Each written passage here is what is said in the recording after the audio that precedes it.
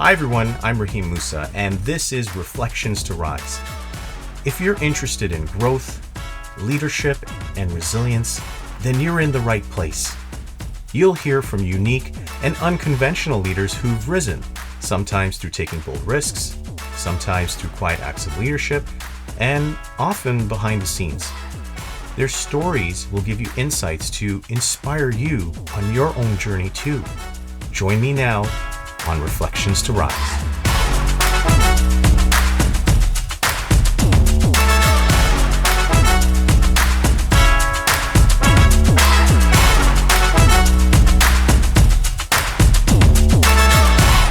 Hi everyone, I'm Rahim Moosa, and welcome to Reflections to Rise. Now in this episode, I'm joined by the incredible Shirley Lewis, powerhouse vocalist, band leader, and a longtime collaborator with the late George Michael. Shirley shares her story of navigating the music industry as a woman of color, the lessons she's learned touring the world with George, and the strength it takes to keep your voice, both literally and figuratively, in an industry that doesn't always make space for you.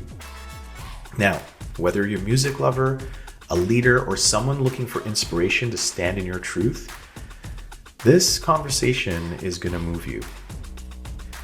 This episode is audio only, but we've put in some photos courtesy of Shirley throughout the episode, so if you'd like to continue here on video, please do so. Also, wherever you listen to podcasts, Spotify, YouTube, Apple, or your favorite platform, search Reflections to Rise and subscribe for this and more powerful conversations. Now, without further ado, I can't wait for you to hear Shirley's story too. So let's dive in. All right, Shirley, first of all, I want to say how honored and privileged I feel to have you take the time out of your busy touring schedule to share your very own Reflections to Rise. So, thank you. That's very sweet of you. I kind of feel under pressure now. No pressure at all. Now, for our listeners, by way of background, Shirley performed with the pop duo Wham, and specifically with George Michael throughout his entire solo career. Your vocals are prominently featured on the Grammy-winning album, by which way I have every vinyl of, from Faith, as well as, Listen Without Prejudice, Mm-hmm. and exclusively on top hits Father Figure and Freedom. Mm. Now, most of us know George Michael as a musician, artist, and pop star. He was part of the pop duo Wham with Andrew Ridgeley, then going out on his own and having a profound solo music career in the 80s, 90s, and early 2000s. Mm. I know I personally equate George Michael to being one of the greatest artists of our lifetime. But for you, in essence, he was your leader, Mm. the leader of your team that incorporated those who worked with him, from the dancers, musicians, vocal artists like yourself, production crew, and so on. What was your journey into music, and how did you come to work with George Michael? Well, my journey into music started very young because I'm not sure if anyone knows, but you could look it up on Wikipedia or just on YouTube. My sister, Linda Lewis, was a very famous artist in her own right when I was like 12 or 13. Linda was actually the first Black female singer-songwriter to ever enter the UK chart. So she was a trailblazer, and she used to kind of take me around with her, really. And I was just a goofy kind of 13-year-old, and she just used to take me everywhere. And she used to say, just stand behind me when she was on Top of the Pops, for instance. She would just say, stand behind me and just pretend you're singing like I was part of her band, because at the time they didn't allow that kind of things. But I don't know if anyone remembers Top of the Pops back in the day.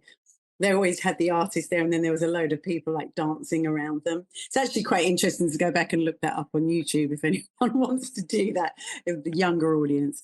But yeah, so I used to just go around with her all the time while she was performing. She performed with, Elton John and just a ton of artists, Cat Stevens. And so I was around a lot of famous artists of that time when I was very young, which I think has really, really helped me in my career, because any kind of shyness or kind of feeling like, oh, this is overpowering with a famous person, I didn't have any of that because I was around them all the time. So they were just like, I could see that they're just mates. They're just like normal, regular people.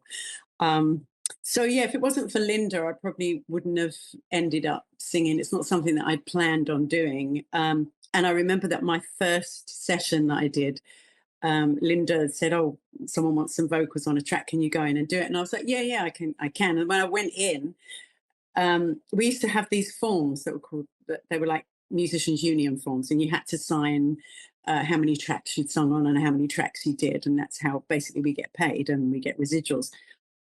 So when I went in, they assumed my name was Lewis because I'm Linda's. So they said Linda's little sister is coming in, and then I saw the form, the musicians' union form, and it had Shirley Lewis on it, and I was like, "Well, that's not my name," but anyway, I signed it anyhow, and then that's how I became Shirley Lewis. But our family name is Fredericks. So it was very strange just to be put into, and then I'm like, oh, now everyone's calling me Shirley Lewis, and it stuck. And here I am, however many years later, being known as Shirley Lewis, which is fine. Seemed to be a good name, and it's worked out for me. But yeah, it was definitely all due to my sister and her letting me sing on her songs, when she was recording. And I guess that gave me, some kudos, I guess, and probably opened a ton of doors for me that may have been closed. But then, I guess I kind of found my own way after that.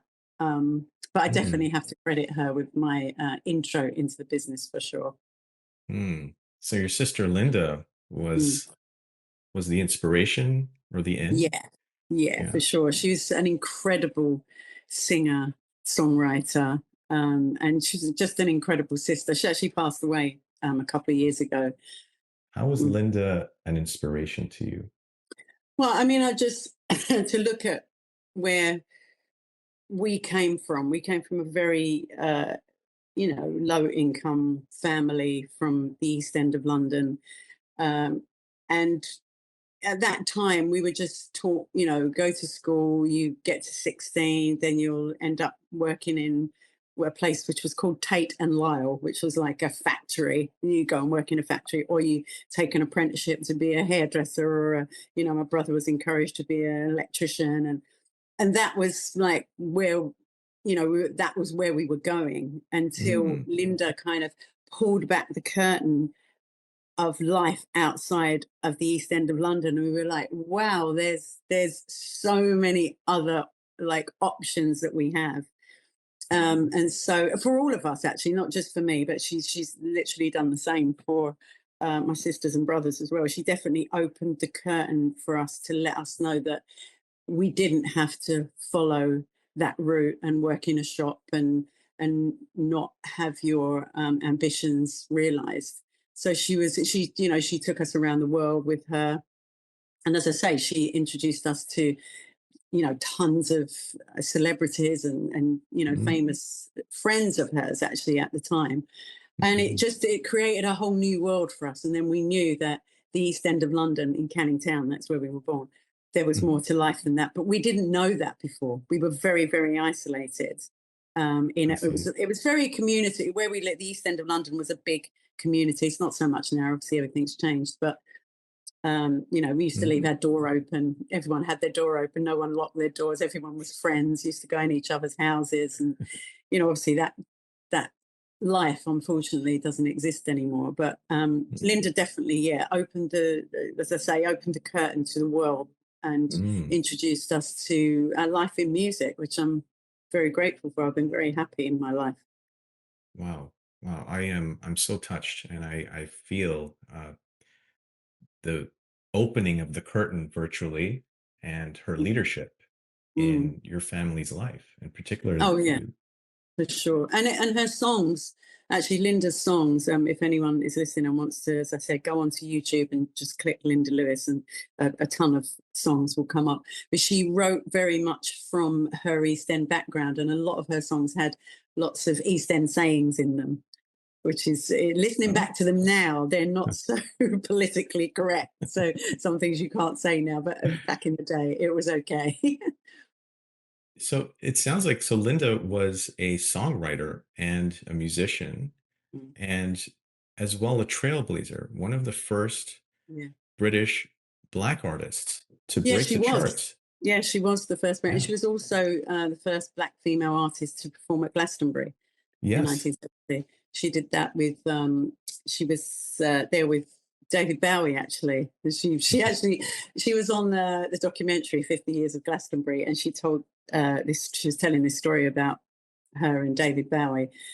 And then obviously at that time, David Bowie had passed away. So we were watching the interview. We all went to the screening and we were watching the interview, and she's telling this story about David Bowie. And then they cut to David Bowie talking, and he said, I was at Glastonbury and I heard this beautiful voice in the back. And then I said, who is that? And someone said, oh, that's a British singer. Her name's Linda Lewis. And he was like, oh my God, I'm in love with her voice. And he was saying that on the screen, and me and my little sister were going, oh my God, David Bowie just said Linda Lewis. And she was like, yeah. She was just so like matter of fact. Well, it definitely helps to have a sponsor like David Bowie do a name drop on your sister here, right? Amazing, yeah. And I've actually heard him. Obviously he's passed away now, but I've watched other shows, a few shows that he did at Madison Square Garden, and he used to speak of Linda often. So she must have, made quite an impression on him. And she eventually ended up singing on Aladdin Sane. So she did a lot of work with David Bowie as well on vocals, backing vocals for him. Incredible. Yeah. I would love to understand a bit more about your journey on that and the connection, between your sister. Yeah. And it sounds like she opened the curtain, as you said. And what did it mean to you, Shirley, as a British woman of color, to be seen on those massive stages as well with George Michael, especially in pop culture at that time?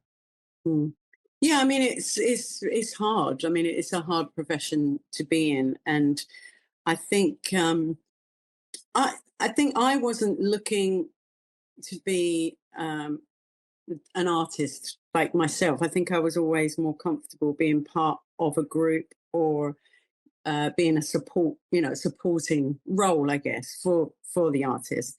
And I'd worked with many artists before I met George. I'd been on tour with Spandau Ballet. I'd been on tour with Elton John, with Sting. There was a whole host of people. I actually met George at Live Aid when I was working with Spandau Ballet, and we kind of connected. We just got on. It was just one of those things where you're like, oh, he's a really nice guy. I really liked him, but didn't really necessarily think he had even thought about me, really. And then I met him again years later when I was on tour with Elton John, and George came in and they did a single together called Wrap Her Up. I don't know if you remember that. But Yes, anyway, they yes. did this video and we were in the video. Okay. And he was like, oh, hi, nice to see you again. I was like, oh, hi, he remembers me. And then a little after that, he said that he's in this band. And I'm like, yeah, I know you're in a band called Wham. And he said, we're doing our last show and really would love you to come and perform with us. And I was like, wow, yeah, I'd love to. Not realizing it was going to be at Wembley Stadium. And I was like, oh my God, okay, just a small gig. So that was my first show. Well, for our audience, and for the record, Shirley, you performed at the final concert. And that's where you met George Michael. Yeah, and that's when I'd met him before, but that's where excuse me. Yeah, that's where Live Aid. I met him at Live Aid, but the Wham final was the beginning of my relationship with George, and that continued until his death. So that was a long collaboration with him. Absolutely. And some may recall that in 1989, George Michael won the American Music Awards for Favorite Soul/R&B Album and Male Artist Award. And this sparked controversy in the Black music community. How did you view George's music in the form of leadership, breaking cultural norms, especially at that time. Yeah, I mean, I think the thing is, George was kind of brought up on Motown music, so black music was something that was in his soul. So I don't think he really consciously was looking to, sound like a black artist on it. I just think that he was singing that kind of music when he was a kid, and his vocals kind of developed into that style, and it set so well in that arena. And just the way he wrote was very Motown as well. In fact, especially the Wham songs. I think a lot of the Wham songs are very reminiscent of Motown. As he moved onto his solo career, I think it became more soul based, I guess. But I think it was right that he got that award, because that album was it was warranted. But sometimes that crossover, if you're a white artist, can you be seen as black, and vice versa? That's never a good thing. Music is music, and there should be no lines. And I don't think George ever saw the lines, and he was really, really proud of that award, and it meant so much to him, and well deserved too, because he was, when you think about it, he was only, I think he was 24 maybe.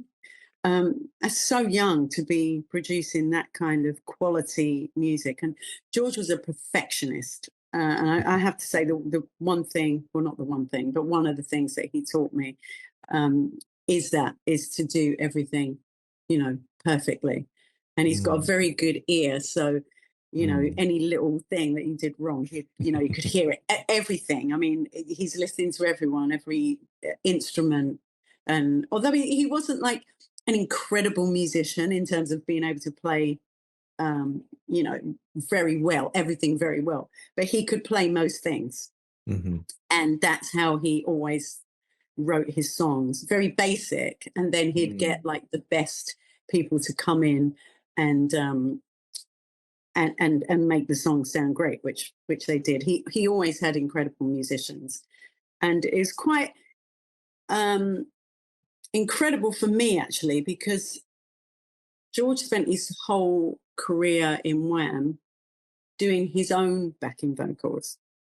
So he consciously was looking for a different sound for his solo career. And that was clear to me when we, especially when we recorded Father Figure, because he was looking for a black sound. And I guess he was thinking that he didn't have it, but he actually did. But he didn't want that Wham sound. And if he was continuing to do all of his own backing vocals, he thought it was just going to sound like an extension of Wham, and he really wanted to get away from that. So I'm really grateful that I was the first person that came in with that. And I do feel like, I don't know if it was kind of like a little bit of a good luck charm or something for him. And there's another singer, actually, who I work with now called Jo Garland, who ended up doing a lot of songs with George also, just her. And what's the unique thing about myself and Jo is when we recorded with George, it was just us and George. So there's no other singers involved. Yes. And we are the only two singers that have recorded and been on all of those hits, like Father Figure, Freedom, Spinning the Wheel, Amazing. That's just myself and Jo Garland. So to me is a real kind of badge of honor, I guess. That's how I see it. Absolutely. I mean, given that you were the exclusive vocalist with George Michael, and particularly you on the songs Father Figure and Freedom, both massive hits, by the way. Yeah, exactly, right? Exactly. Yeah. Would you describe these moments like, say, a quiet form of leadership? Yeah, without a doubt. I mean, George is the ultimate leader. He's such a kind person. The way he goes around to get the best out of people, not to be screaming at people and saying, "Oh, this is wrong" or "That's wrong." He has a nice way about him, and that is how you get the best out of your team, out of your musicians, any, staff, is not to be berating or shouting at people or making them feel small. It's about making them feel great about what they do. And then could you do something more like this? And that to me is real leadership. I think people screaming and hollering at people and saying, "Oh, that's wrong. You're playing that wrong. You're singing that wrong." That's not good. That's not good in any profession. And George was very, as you said before, he was a great leader in terms of taking care of his band, taking care of his crew, and really all of his friends as well. George is a very loyal person. That's the other thing. Loyalty meant a lot to him, and it does to me too. That's the thing that I insist on with a friendship, is that I have loyalty. And I think that if you are a good leader, I think people will want to be loyal to you. It's not something you have to force, and I feel interestingly enough, being a leader doesn't necessarily mean you are the top person. You could be in a team and leading people that you work with to just be more helping people get on and get up the ladder. That's to me is true leadership. You don't have to be the owner of the store, or you don't have to be the band leader or any of that. To me, that's what I consider to be good leadership, is to just leading by a good example.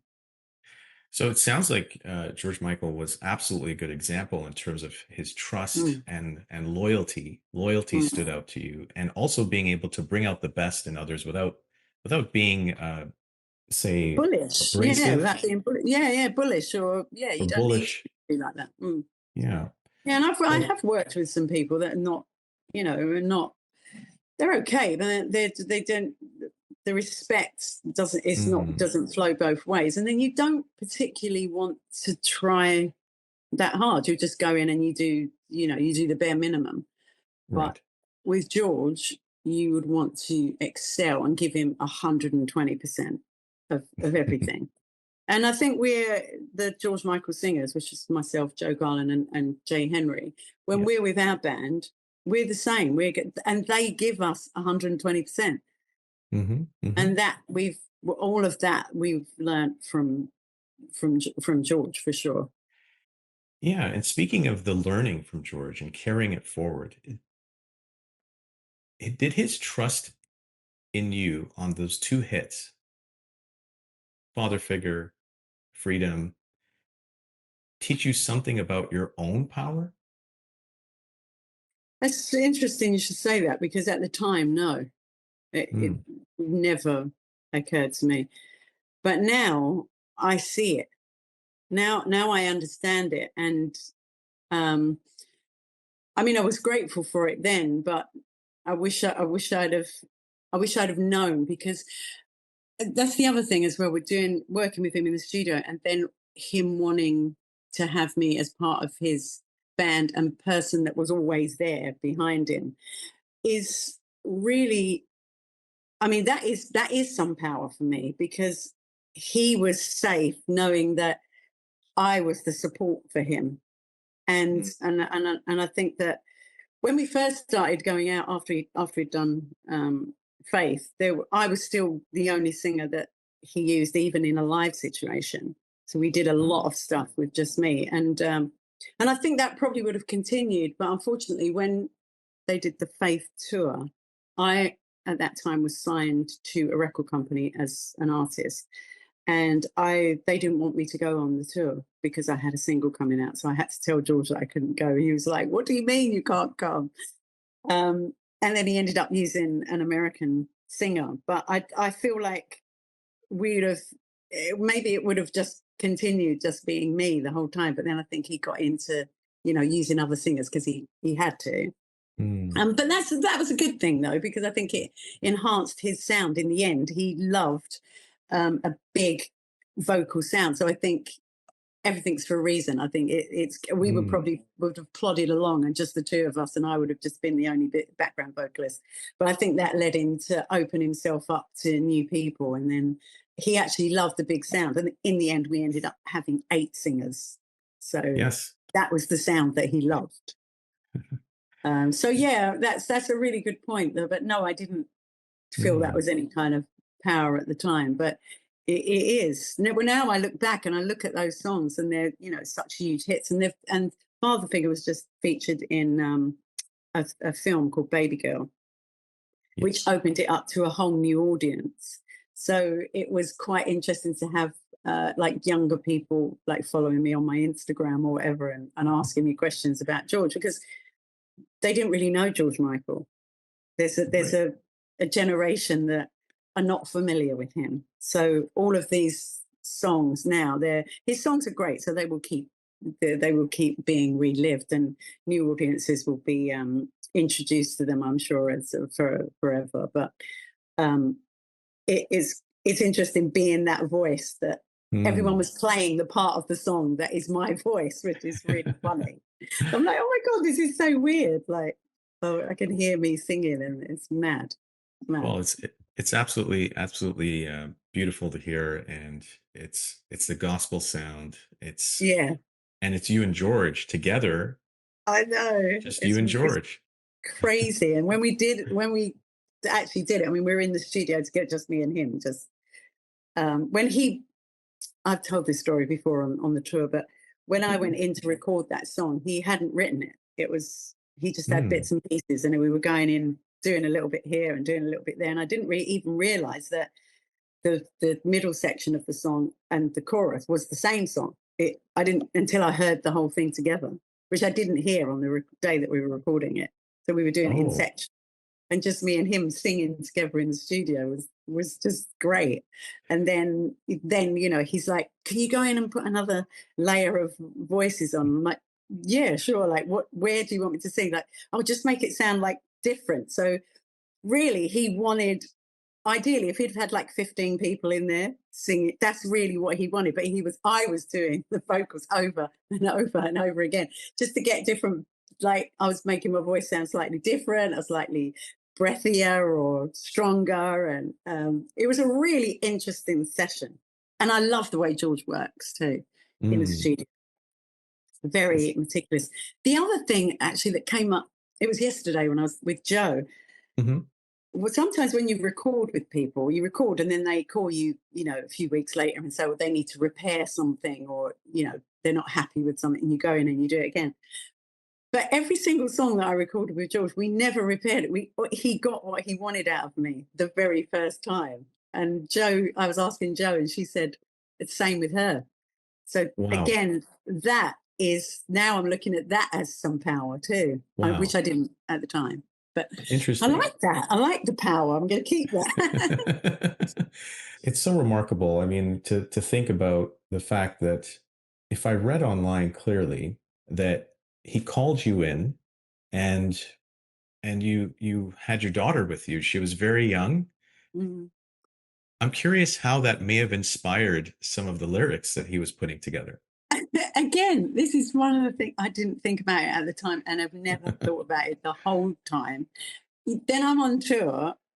Our show is about stories. So we say how we met George, and we tell the stories of how we recorded the songs before one of us sings the song. I sing Father Figure, and so Mm. I tell the story of him calling me saying, "Can you come down to the studio?" I'm like, "Yeah, I can, but I have to bring the baby." But when I thought, like, as I said to you, the song wasn't written. So now my daughter's laying there on the sofa, me and George are sitting opposite, he's writing lyrics. And of course, it says, "Greet me with the eyes of a child, and heaven is a kiss and a smile." Mhm. That's the first thing we recorded. And I didn't think for 1 minute that had anything to do with her. But then I'm like, hold on a minute. He hadn't written the Oh, song. And then I get there with my kid, and then he's got this thing about, a child in it. And I'm like, yeah. maybe it was that. Anyway, I think I'll take that and say, yes, it was. I'm going to have that. Thanks, George. And now for our leaders, you talked a bit about creativity and George's process. And for leaders who are trying to stretch or change their team's creative boundaries, what did you observe about George's leadership that empowered you to take those risks, to hold a vision? What comes to mind as you look back? not everyone is great at everything. But if you have a team of 10 people and you put all of those together, then you've got the puzzles. That's what you need. You need everyone being good at what they do and all working together.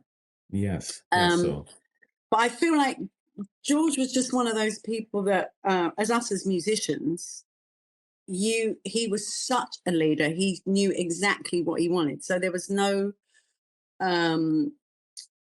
guessing with what he wanted. So when the singers would say, "Here, I want you to do this. Here are the parts. I want you to sing. Piano. I want you to do this." So there was no confusion. And I think being a good leader is you have to be completely sure about what you want in order to be able to express that to your team. And I think that's the most important. I think that, and just looking at your team as individuals and not looking at them en masse, because some things you might say might not resonate with someone, but if you said it in a different way, it would. So, taking a little minute to individually sit with someone and have a coffee and find out who they are. I think all those kind of things I think are great for, building a good relationship with your, your staff or your musicians or whatever, whatever field you're in. Absolutely. So it's almost like personalizing, Exactly. reaching out, and knowing what you want, and being able to communicate that. That's the thing. That's the thing. I think any uncertainty, if the person is like, well, let me get a bunch of people in that I know are great at something, and then they'll let me know you can't do that. You need to, I know what I want. I'm not great at all of these things, but if I get, Jane, Joe, and who are great at this, if they come in with me, I know exactly what I want and I know that they can give it to me. Like I just said, a good example is what I just said is I never ever had to go in and repair anything I did with George because he was very clear with the vocals that he wanted. Then he was able to convey that to me and I was then able to give him exactly what he wants. Right. So, and a team is like different sounds. Everyone has their style, their own capabilities. So I'm hearing attuning to that and together then creating that sound. And I think that we're using music as the analogy, but I do think it works in all areas of life, really. So what advice do you have for leaders that are leading other women? What, males or? Yeah, let's say males like George Michael. And it sounded like he had a vocalist group like yourself, but comprised mostly of women. Mostly of women, that's correct. Yeah, that's true. Yeah. Listen, I feel I am in a man's world. The music industry is still a man's world. Maybe life in general is like that. But I feel like women do have to work a little harder. I wouldn't say so much. Problem in music is that, and I do find this myself because I'm also, I'm the team leader in the George Michael Singer, so I'm effectively like the manager as well of that. And there is a little bit of men in the music industry don't necessarily respect women as strong women as well. So it's a little bit of a delicate dance. I think when men are in charge of women, I think if they can, they have to just don't assume the woman is less capable than man. And I think that does happen. I don't know if it's intentional, it's just built into us as we grow up and what we're taught as we grow up. But there is, don't assume anything about someone. I think that's the main thing. Don't assume that person isn't as smart as you or hasn't been through as much as you or done as much as you. If you could offer a message to your younger self or anyone else, a young person, particularly a person of color entering leadership, what would it be? Ooh, my younger self, I wish I trusted my instincts more. Ah, And yeah, I wish I'd have not second guessed and thinking, oh, should I say that?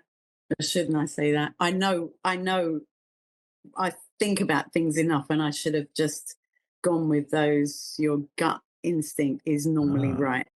Yeah, so I would, for any young person, if you're confident in what you do, if you feel like you've studied enough and you feel like you, no matter what your age, if someone's older than you and they've been doing the same thing, that doesn't matter. If you feel like you are competent, confident in what you do and can handle the job and the task at hand, then don't second guess it. Just go, just go for it. Say, yes, I can do this.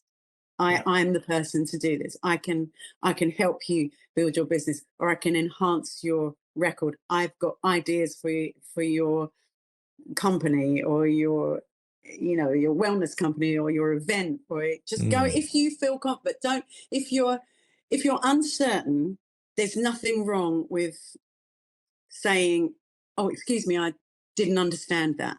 Don't hmm be afraid, I think, to ask questions. That doesn't make you stupid. I think I've gone, don't want to ask that. I should know it. Well, not necessarily. Just if you're unsure about something, just ask. Or could I clarify? Did you mean? That way there's Yes. no, but yeah, I think as long as you're confident and competent, you just go with your instincts. But if you're unsure, as also, don't be afraid to ask, because Mm, I don't think anyone judges you for asking. I think they appreciate it, actually, because I was very competent at a young age and I did mhm, know what I was doing. But then mhm. I'm like, I'm not sure, like, or I wouldn't go and work for someone because I wasn't sure I could do it. But I wish I'd have just, I wish I'd have just gone for it, because I do know what I'm doing. So it almost sounds like the inner voice and the chatter of the mind creates some form of resistance or self-doubt, perhaps. But going with your gut, I hear, trusting Yeah, your intuition is a key characteristic or guide, if you will, yeah. to use. For Uh, me, for you. obviously for me, it's not going to work. It's not going to work for everyone. But I do analyze. I sit with myself a lot. I like to be on my own quite Hmm. a lot. Hmm. And then some people don't like to be alone with their own thoughts, because Mm. you can't lie to yourself. So it's almost like, yes, understanding yourself first, know thyself is a powerful tool, and controlling what we're saying to ourselves, I'm hearing you say, and how Yeah. that reacts in the body, letting Mm, go, mm, using your intuition, I'm hearing. Uh, yeah. so going a little deeper, I read online that while you were creating the idea of the George Michael Singers Tour with Joe Garland, Jay Henry, and yourself, that you knew you were meant to go ahead with the concert by way of certain synchronicities or events. Mm. What were the signs for you? Yeah. That's well. First of all, I am not a person that keeps lots of things, like memorabilia from, gigs that I've done. Some people keep their VIP passes, or their, for various shows. Like for instance, I wish I'd have kept my Live Aid lanyard. It would have been cool. So I never keep anything. I don't know why. It's just who I am. I don't keep cards that my mum wrote me, or this. I'm just not that person. Mm, So when I moved back from, I lived in LA for a lot of years, for 12 years. I And then see. when I came back to London about 8 years ago. And when I left there, I just packed up a load of stuff and kind of left most of it, to be honest. I was leaving my marriage at the time, and I just kind of wanted to get out. So I just packed one suitcase and left, and came back to the UK. And then when I was unpacking my bag, and thrown everything in a drawer, and fine. And then a year or so later, I was just going through some papers, and then something fell out of the drawer, and I was like, what is that? And I picked it up, I opened it up, and it was the last card, the birthday card that George had just sent to me after before he passed away in the December. So in the May, which was my birthday, it was the last card that he'd sent me, and it had just such beautiful words in it. I think I have. on my Instagram. He was just saying, like, thank you for all of the work you've done for me over the years. And he was like, thank you for your, loyalty and this and everything that you brought to every project. And I thought, oh my God, that's a sign. He's trying to tell me something. What are you trying to tell me? And then I just was thinking, what are you trying to tell me? And then a song would come on. Oh, And then I was like, what is he saying? And I'm trying to, think of all these things. And then myself and Joe went on a tour with another artist. And we were in the car and we just started talking about George, like on the trips. And then we were laughing and crying and blah, blah, blah. And then she said, I think this is what he's been trying to tell us. And I was like, what? She said, we should do this in a show. oh, wow. These are the stories that he's trying to get us to say to his fans. And I thought, you know what? That probably is what he's trying to say. And honestly, every time we do something, a song will come on. The lyrics of the song will be exactly kind of what we're looking for. It's bizarre. You're kidding. Absolutely bizarre. And when we did the show, there was like a feather that came down in the spotlight that we had. Oh, really? And it wasn't only us. I mean, all the fans had took pictures of it.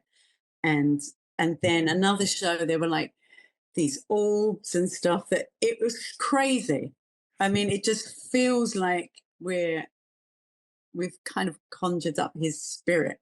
It sounds really hokey, but it's so true. We feel him like so deeply. And I really feel like he's just looking at us and going, this is exactly what I wanted you to do. All those stories I want you to tell.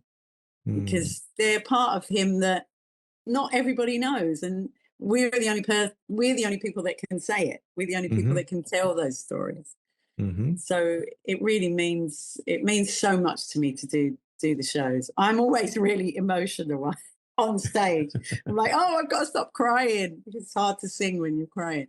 But when I talk about him, it really takes you back to, I've got a really vivid imagination. So I just see him. And sometimes when I'm singing, I just see him I just see him looking at me. It's mad, really.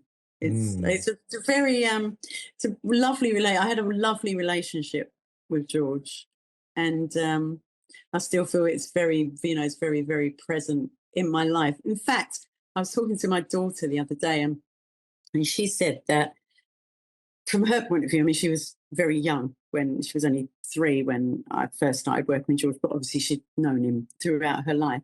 And she said it's really interesting that what she saw was such a positive relationship that I had with him. And it was what he gave me was so much. And she saw such a negative from my husband. And she said, there's that 2 men in your life. But what I saw, what you got from one and what you got from another was so different. And yet George is still giving to you now. Like, wow, that's deep, man. It's really deep. Well, and I appreciate you going there because you're receiving and you're also sending, and with the audiences, with all the fans, myself included, I just want to acknowledge you for continuing to create and thank pass his sound forward, your sound as well in that. Yeah, thank you. Yeah, I mean, we help create that sound. So, as I said to you before, he was I think he was very conscious of having a George Michael sound, and I'm very honoured and proud to have been part of that sound, and that we can still create that, because I think that's, again, it is a bit of the magic of the show, is that when you hear us, because you're used to hearing that sound on the record, it sounds like he's still there. So that's magic in itself. Yeah. And in closing, if your journey, your leadership journey song had a title, what would it be? We Can Win. We Can Win? Tell me more about that. Well, that is a title of my sister's song, which one of the songs that I loved from her first album, which is called Say No More. And I have a locket that I have with her thumbprint on it, and on the back I have We Can Win. Because, and some of the lyrics are, with the wind on our skin, we can win, we can lose. We'll look out for the mountains and we can travel any path we choose. Oh, beautiful. I Absolutely love that. beautiful. And Love it. inspirational. Connecting it Yeah. all back to how Linda opened the curtain, as I heard Yeah. you say, Yeah. for your entire family. Yeah. I've got Anything is absolutely got goosebumps now. I've got Linda and George here now, so I'm all loved up. I'm all loved up. I'm getting goosebumps too, so I we're in love good that. company. I love that. Brilliant. Well, Shirley, I want to thank you from the bottom of my heart. Oh, And thank you, darling. your I've voice, enjoyed it. Loved the questions. I appreciate you so much. You have no idea. To be in the inaugural release of this podcast, Reflections to Rise, your voice has backed some of the greatest icons in pop, especially George Michael's. But your story stands just as tall.